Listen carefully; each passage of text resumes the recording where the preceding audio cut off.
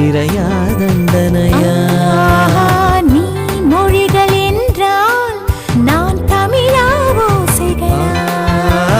நீ புதுவை என்றால் நான் பாரதியா பாரதிதாசனா? நீ